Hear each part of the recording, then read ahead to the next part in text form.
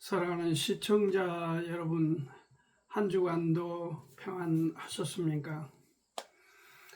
오늘 다시 우리에게 하나님의 말씀으로 교제할 수 있는 이 축복을 허락해 주셔서 주님 앞에 먼저 감사드리고, 또 저희 유튜브 방송을 시청하시는 사랑하는 분들께도 이 시간 감사 말씀을 드립니다. 오늘은 순서에 따라서 신약 성경 마지막 책인 계시록, 바로 그 앞에 있는 한 장 유다서를 들고 여러분과 함께 이 소중한 시간을 나누고 싶습니다.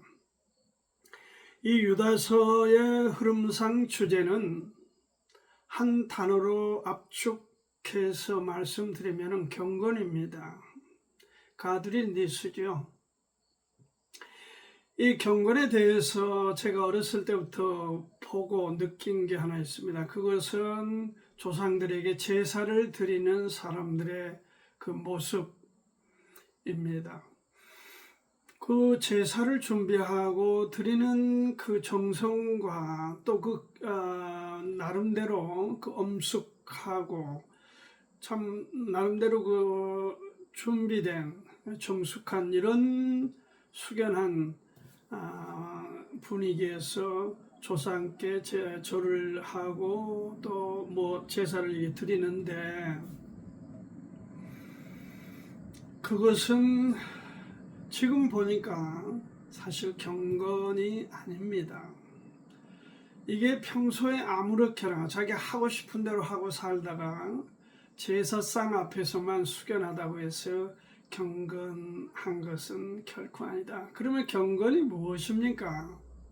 사전적 의미로 보니까 공경하여 삼가고 엄숙하다. 그러니까 그냥 단어가 세 개입니다. 이게 공경하고, 그 다음에 삼가고, 어떤 도덕적으로 잘못된 이런 것들을 삼가고, 그 다음에 분위기가 엄숙한 이런 의미를 사전에서는 담고 있습니다. 그러나 이게 경건이다, 공감도 역시 되지 않습니다.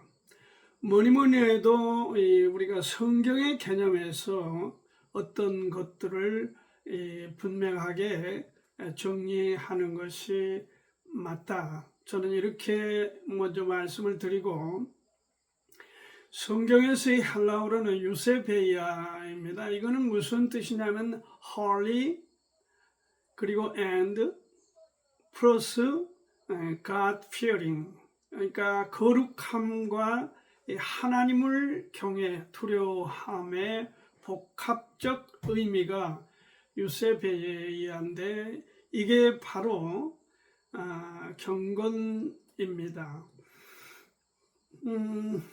경건을 명사형으로 보면은 가드리니스로 되어 있고 홀리니스로 되어 있습니다. 역시 하나 뒤에 있게 말씀드린 홀리도 역시 거룩함도 하나님의 성품이고, 그리고 이 경건이라고 하는 말은 앞에 GOD가 들어있습니다. 하나님과 관계된 단어다 하는 걸 우리가 쉽게 알 수 있습니다.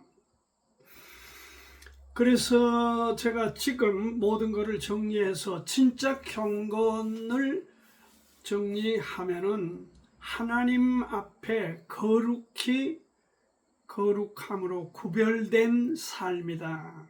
그것이 바로 진정한 의미에서 경건이다. 여기 경건에 가장 맞는 인물이 뚜렷하게 우리 가운데 제시해 주는 기록이 있습니다. 사도행전 바로 10장이죠. 여러분, 사도행전 10장 하면 생각나는 사람이 있습니다. 가이사라에 고넬료라는 사람이 있으니 이달리아데라 하는 군대의 백부장이라, 그가 경건하여 온 집으로 더불어 하나님을 경외하며 백성을 많이 구제하고 하나님께 항상 기도하더니, 이렇게 되어 있습니다. 고넬료는 우리가 잘 아는 대로 유대인이 아닙니다. 이방 로마 군의 백부장 100명을 거느리는 그런 장교입니다. 이 장교 백부장인 고넬료를 사도행전 10장에서는 어떻게 보면 신약 성경에서 가장 똑부러지게 경건함을 압축해 설명해 주고 있는데 그 세 가지 아닙니까? 그 첫째가 뭡니까? 여기 온 집으로 하나님을 경외했다. God fearing. 하나님을 경외하는 게 경건의 첫째 항목이다. 하나님을 경외함이 없는 사람이 경건하다. 그거는 순간적이고 일시적일 수는 있으나 지속적일 수는 결코 없다. 온 집안으로 하나님을 경외하고 그리고 뭘 했습니까? 어려운 사람들, 백성들을 많이 구제했습니다. help, aid 이런 단어죠. 도와줬습니다. 어려운 사람들. 이게 나보다 어려운 사람 앞에서 나는 좀 더 낫다고, 더 많이 가졌다고, 더 높다고 거드름을 피우는 사람은 경건하고는 아무 상관이 없고 방자하고 교만한 겁니다. 경건은 어려운 사람들을 향하여 항상 짠하고 긍휼을 갖고 베푸는 사람입니다. 그리고 또 하나는 뭡니까? 기도하는 사람입니다. pray. 항상 기도하는 사람입니다. 들거나 날거나 어떤 사람을 만나거나 항상 우리가 하나님 앞에 기도하는 심령, 기도하는 태도, 기도하는 그런 마음가짐으로 이렇게 대하는 것입니다. 세 개입니다. 하나님을 경외하는 것, 첫째. 둘째는 이웃을 돕는 것, 구제하는 것. 셋째는 하나님께 자신을 낮추는 기도하는 것. 그래서 이 세 가지를 갖추고 있는 신약 성경 기록상 인물이 고넬료다. 그래서 고넬료가 경건한 사람으로 우리 가운데 떠오르고 있습니다. 사실 모든 사람들이 고넬료처럼 이렇게 바라죠. 나도 경건하고 싶고 정말 경건한 삶을 살고 싶고 또 기대가 그렇습니다. 모든 크리스찬들, 성도들은 나도 경건한 삶을 살고 싶다. 그러겠죠. 그러나 이게 간단하지 않는 겁니다. 왜냐하면 쉽지 않기 때문이죠. 현대인들에 있어서는 더 어렵습니다. 왜? 너무 잘 갖추어 있고 너무 풍족한 가운데서 이런 하나님을 경외하고 어려운 사람을 돕고 또 하나님께 기도하고 이런 삶으로 하나님과 동행하는 삶으로 나아간다는 것이 쉽지 않기 때문에 그렇습니다. 그리고 모든 것이 갖춰져 있는 사람들에게는 그럴 필요를 못 느끼는 거죠. 자기 어떤 욕구, 자기 생각대로 그냥 살아가는 경향이 있기 때문에 그렇습니다. 그래서 오늘은 이 유다서 말씀을 통해서 경건함이 결국 보상받는다. 이런 제목을 제가 잡아보았습니다. 경건함이 결국 보상받는다. 누구의 보상입니까? 경건함의 주체인 그분, 주님으로부터 보상받는, 축복받는 진짜의 그 상태는 경건함이다. 먼저 그래서 우리가 경건함에 대한 도전 정신을 갖고 살았으면 좋겠고, 첫째는 이것입니다. 경건은 주님의 의도를 선택하는 데서 출발하는데 그 주님의 의도를 내 삶에 실현시키는 삶, 주님과 동행하는 삶, 그게 경건합니다. 경건은 주님과 동행하는 삶입니다. 거기에는 여기 저자가 설명을 잘 해주고 있습니다. 여기 성경을 열자마자 예수 그리스도의 종이요 야고보의 형제인 유다는, 야고보가 예수님의 동생이고 아마 유다는 예수님의 막내 동생으로 이렇게 일반적으로 알려지고 있습니다. 부르심을 입은 자 곧 하나님 아버지 안에서 사랑을 얻고 예수 그리스도를 위하여 지키심을 입은 자들에게 편지하노라. 성도들에게 지금 편지하는 거예요. 긍휼과 평강과 사랑이 너에게 많을지어다. 긍휼을 먼저 말씀하고 있습니다. 그러면서 자신의 저술, 이 책을 쓰게 된, 이 서신을 쓰게 된 그 목적, 의도를 설명해 주고 있습니다. 3절에 사랑하는 자들아 내가 우리의 일반으로 얻은 구원을 들어 너희에게 편지하려는 뜻이 간절하던 차에, 이 지금 사도는 붓을 들어 이 책을 기록하면서 먼저 자기 생각 속에는 일반적인 구원, 예수 그리스도를 통해서, 예수 그리스도의 십자가에 흘린 피를 통해서 죄 씻음을 받는 그 길로 나아가는 구원에 관하여 쓰고자 하는 그런 의도가 있었으나, 자기 생각입니다. 이거 유다의 생각입니다. 그래서 많은 사람들에게 복음을 전파하고 바른 복음을 전하고, 그리고 예수 그리스도 안에서 새 생명을 얻는 그 일이 많은 사람들에게 알려지는 것이 급하게 여겼다. 누가? 저자인 본인은 그렇게 그 상황을 시급하게 받아들였다. 그렇게 먼저 설명을 3절 상반절에서 하고 있습니다. 문제는 그러나 여기 이렇게 설명하고 있지 않습니까? 성도에게 단번에 주신 믿음의 도를 위하여 힘써 싸우라는 편지로 너희를 권하여야 할 필요를 느꼈다. 성령께서 사도의 심령에 역사하시기를 구원에 관한 주제보다는 구원받은 성도들에게, 믿음으로 살고자 하는 성도들에게 어떻게 그 안에서 굳게 서서 믿음을 성장시키고 지켜나갈 거냐, 거기에 대한 주제로 잡았으면 좋겠다 하는 성령의 역사가 계셔서 사도는 자기 의도를 내려놓고 성령의 역사하심을 받아들여서 이 편지를 쓰게 됐다는 것입니다. 여기 우리가 정말 생애를 살아가며 성도로서, 크리스찬으로서 주목해야 될 한 가지 사실은, 내가 하고 싶다고 하는 것은 경건하고는 별 의미가 없다. 거기는 하나님의 보상도 없다. 내가 하고 싶지만 내 눈에는 틀림없이 이게 옳고 성공할 것 같지만 그게 중요한 게 아니다. 그건 내려놓아야 되는 거예요.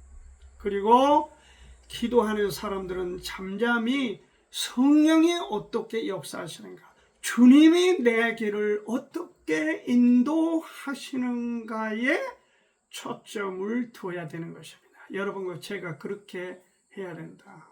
그래서 유다도 자신의 의도를 접어버리고 주님의 역사하심을 조차 믿음의 도에 관한, 경건함에 관한 주제를 붙들게 되고 그 주제로 지금 이 서신을 쓰게 됐다 하는 것입니다. 왜? 성령께서, 주님께서는 우리보다 더 높게, 우리보다 더 넓게, 우리보다 더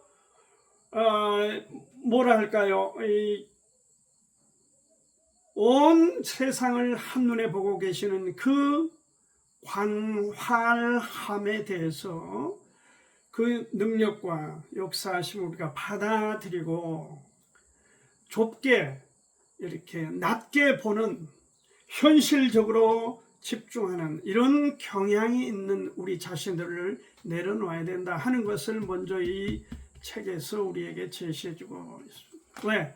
그것이 하나님 앞에 사는 삶에 합당하기 때문에 경건의 첫걸음은 자신을 비우고 하나님께 선택하는, 하나님께 먼저 예민하여 순종하는 선택, 그것이다. 그러나 당시에 이 교회와 주님 이름을 빙자하면서 이렇게 가만히 들어오는 사람들이 많았다. 이 4절에 이는 가만히 들어온 사람 몇이 있음이라. 저희는 애적부터 이 판결을 받기로 미리 기록된 자니 경건치 아니하여 우리 하나님의 은혜를 도리어 세격거리로 바꾸고 홀로 하나이신 주제 곧 우리 주 예수 그리스도를 부인하는 자니라. 이 신학용어로 그노시스라고 하는 영어인데, 이러한 집단이 뭐냐면 예수님과 그리스도는 다르다. 예수와 그리스도는 다르다. 지금 그렇게 이들은, 그래서 이 하나님, 구약의 하나님, 신약의 예수님, 하나님은 다르다. 그 존재 자체가 다르다. 이렇게 당치도 얼토당치도 않는 가설로 사람들을 미혹시키면서 이들이 하는 짓이 뭐냐, 이 경건해야 되는 하나님 앞에 믿음의 삶을 뭘로 바꾼 겁니까? 세격거리로 바라봐요. 세욕. 세욕이 뭡니까? 섹스입니다. 가만히 들어온 사람들, 이 사람들은 연문으로 들어온 사람들입니다. 지난번에 가짜와 진짜를 얘기할 때 이 가짜들이죠. 이들이 교회 안에 가만히 몰래, 왜 가만히 몰래 연문으로 들어오겠습니까? 그들이 갖고 있는 게 옳지 않다는 걸 인정하는 것입니다. 선한 목자는 정문으로 들어가는데, 이렇게 가짜, 악한 목자는 슬며시 몰래 연문으로 이렇게 들어와서 미혹을 하는 것입니다. 쏘곤 하는 것입니다. 여러분, 대화를 할 때 이렇게 귓속말로 쏘곤 하는 건 별로 좋은 일이 아닙니다. 당당하긴 떨어집니다. 그래서 사람들을 올가매는 것입니다. 떳떳하지 못하기 때문에 그런 것입니다. 그들이 교회 특세를 했다. 숫자는 많지 않았던 걸로 보입니다. 몇몇이라고 했으니까. 그러나 그들이 워낙 세게 나오니까 사람들이 혼란스럽고 흔들렸다. 하나님의 은혜를 세격거리로 삼았다. 이게 뭐 하는 짓입니까? 그리고 주님을 부인했다. 예수와 그리스도는 다르다. 구약의 하나님과 신약의 하나님은 다르다. 그렇습니다. 그래서 여기 4절 하반에 홀로 하나이신 주제 곧 우리 주 예수, 그래서 홀로 하나다 하는 말씀. 구약과 신약의 각각 신이 다르다. 구약의 하나님, 신약의 하나님이 다르다. 그렇게 하니까 그게 아니라 구약이나 신약이나 홀로 하나이신 주제이신 예수 그리스도, 이런 용어를 여기에 썼습니다.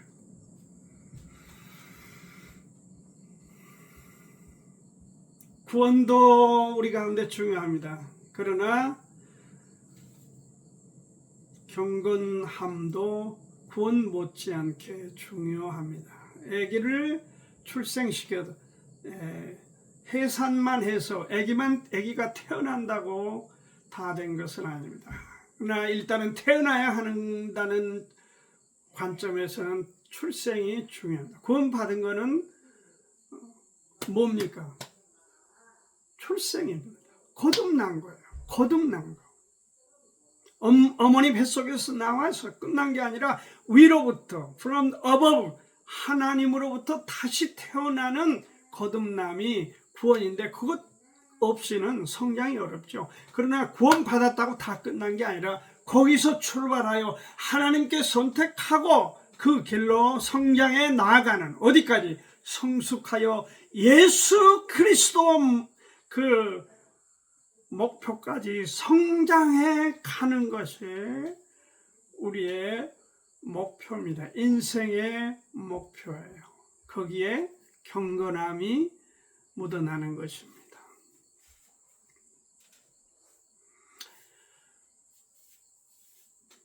경건하게 살고 싶으면은 예수 그리스도와 동행해야 합니다. 동행합시다.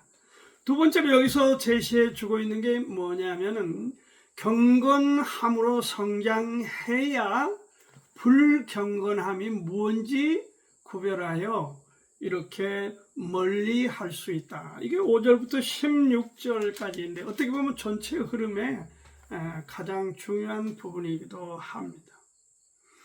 그래서 먼저 알 것은 경건한 사람들이 보아야 될 거는 불경건함이란 게 어떤 거냐. 이게 지금 5절부터 7절 말씀입니다. 너희가 본래 범사를 알았으나 내가 너희로 다시 생각나게 하고자 하노라. 주께서 백성을 애굽에서 구원하여 내시고 후에 믿지 아니하는 자들을 멸하셨으며, 출애굽 당시에 멸망받은, 쉽게 말해서 하나님을 순종치 않고 가볍게 여기는 사람들, 불경건한 사람들을 일컬어 불신앙인들입니다. 불신앙인들은 다 물에 빠져 죽거나 광야에서 죽었습니다. 하나님을 거부하는 사람들은 결국은 비참한 하나님의 백성들이 애굽에서 나와서 홍해를 건너 물이 갈라져 그 바다 갈라진 대로 걸어가니까 마른 땅으로 애굽 군대도 그리 갈 수 있다고 생각하고 쫓아가다가 다 물에 빠져 죽었고, 광야에서도 그 하나님의 의도를 거부했던 수많은 이스라엘 백성들이 죽었습니다. 불신앙이죠. 그걸 먼저 여기 불경건한 사람들로 지칭하고 있고, 두 번째 6절에서 보면 또 자기 지위를 지키지 아니하고 자기 처소를 떠난 천사들 큰 날의 심판까지 영원한 결박으로 흑암에 가두셨다. 이것은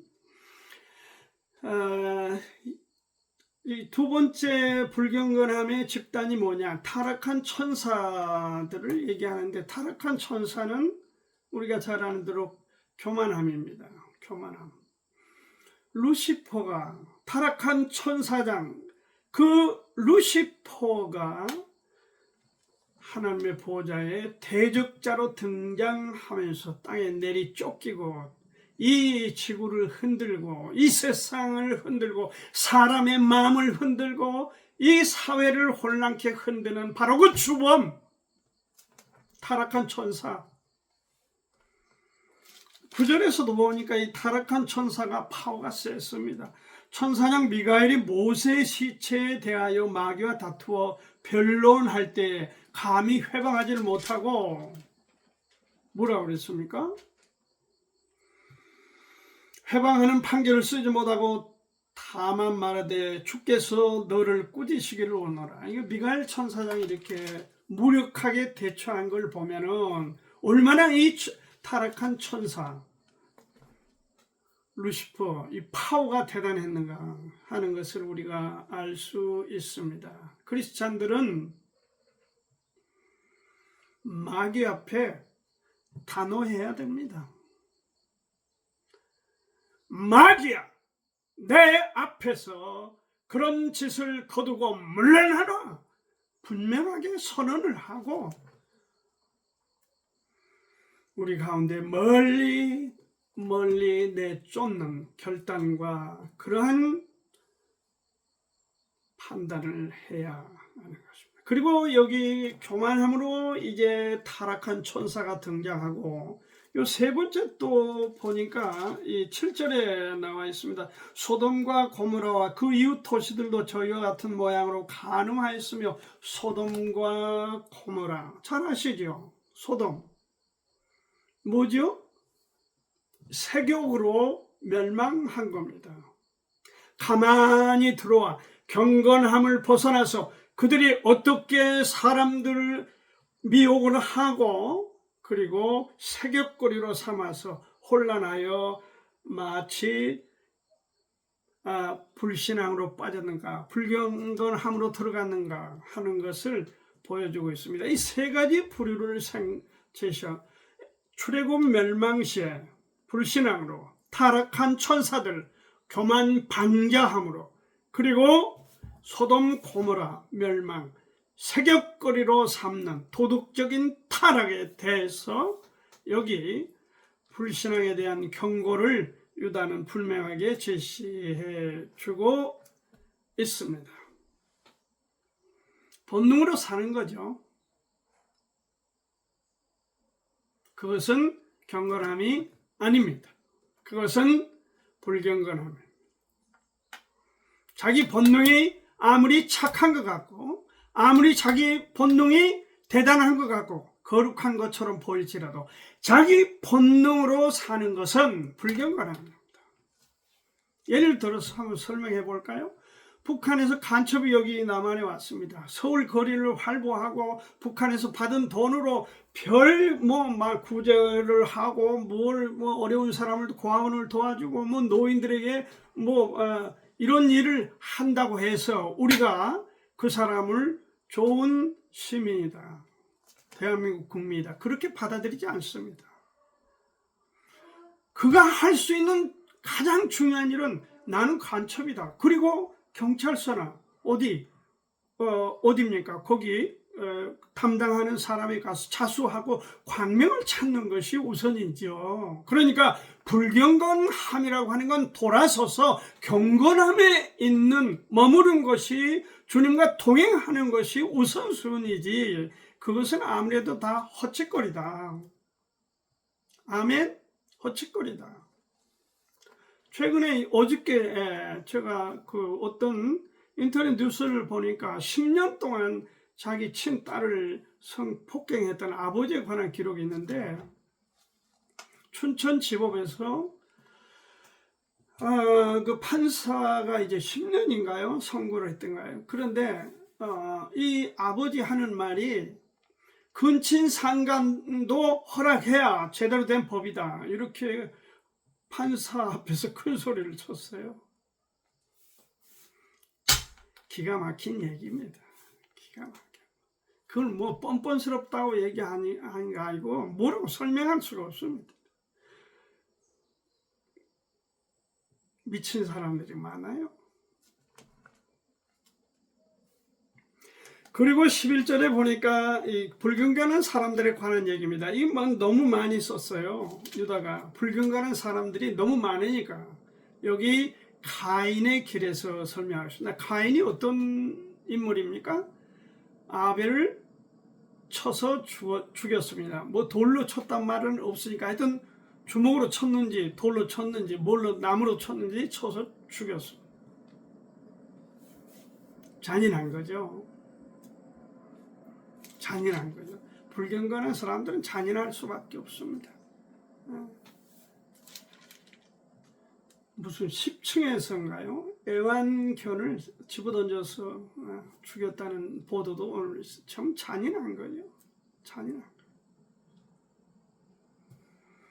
그리고 불경건한 사람의 또 대명사 중에 한 사람 누구죠? 발람의 어그러진 길에 관한 얘기를 했어요. 이스라엘 백성을 발락에게 정보를 줘서 이게 음행을 하도록, 우상 숭배를 하도록, 그렇게 하면 하나님이 이 백성을 치신다는 정보를 주어서 이스라엘을 패망의 길로 들어서게 하는 장본인 누굽니까?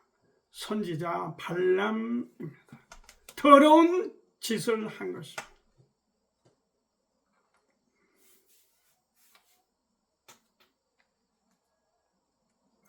고라의 폐역, 모세를 대적하여 제사장 행세를, 요즘으로 말하자면 가짜 목사 행세를 한 겁니다. 타이틀은 목사인데 어디서 안수를 받고 어떻게 인생을 살아왔는지도 모르지만은 불쑥 나타나서 나는 목사다. 시끄럽잖아요. 우리 지금 무슨 대통령 부인에게 뭘 갖다 주고 사진을 찍어가지고 공개가지고 온 나라가 들끓고 시끄럽게, 그 사람이 목사라는 것입니다. 참 희한한 목사들도 많습니다. 정치 패거리에서 끼웃거리고 거기 들락거리면서 온갖 더러운 세속적인 것을 주무르는 사람들, 그 사람들 목사라고 하지 않습니까? 세격거리로 삼은 사람도 그렇게 하고 있잖아요. 조심해야 됩니다. 불경건함에 우리가 정말 조심해야 됩니다.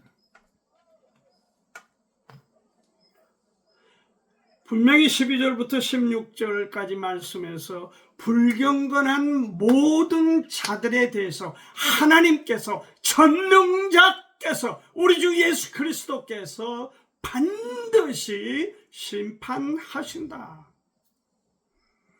결론을 내고 있습니다. 그 부분에. 마지막 주제를 나누고 싶습니다. 경건함만이 사람을 바르게 세우고 보상을 받는 것입니다.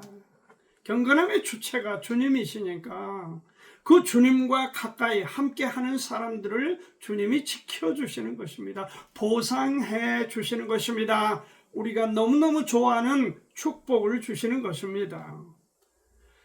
그러면서 이게 사도의 가르침을 기억하라는 거예요. 17절 말씀을 보면, 사랑하는 자들아, 너희는 우리 주 예수 그리스도의 사도들의 미리 한 말을 기억하라. 미리 우리에게 어떻게 말씀하셨냐, 그것을 기억하라는 겁니다. 기억하라는 거예요.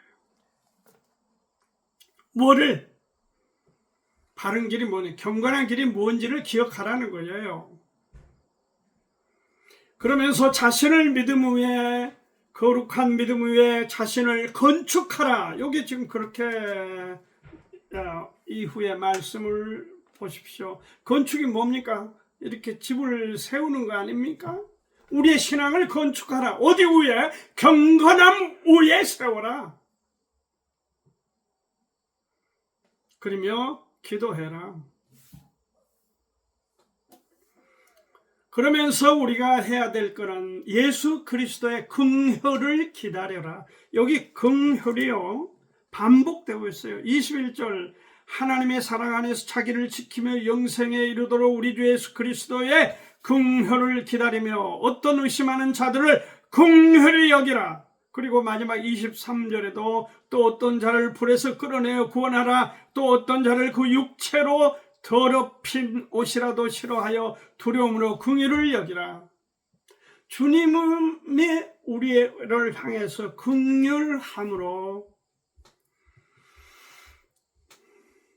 케어해 주시기를 바라고, 그 긍휼을 입은 사람들이 다른 사람을 불쌍히 여겨서 불 가운데서, 심판 가운데서 지옥으로 갈 수밖에 없는 사람들을 한 사람이라도 꺼내서 경건함으로 세우라는 거예요. 그런 사람이 복을 받는 사람들이다.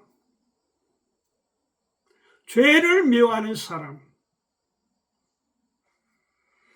그 사람이 경건한 사람이죠. 그 사람을 구원하도록. 긍휼이 무엇입니까? 여기 처음 말씀 시작할 때도 2절에 긍휼과 평강과 사랑이 너희에게 더욱 많아. 긍휼을 이 책에서 계속 강조하고 있어요. 긍휼이 뭐 하는 겁니까? 긍휼, 측은히 여기는 겁니다. 영어로 mercy입니다. mercy. 불쌍히 여겨서 동정하는 것입니다. 있는 그대로 상대를 받아주고 그에게 손가락질하거나 책망하거나 비난하거나 비판하거나 공격하지 아니하고 은혜를 베푸는 행위가 긍휼입니다.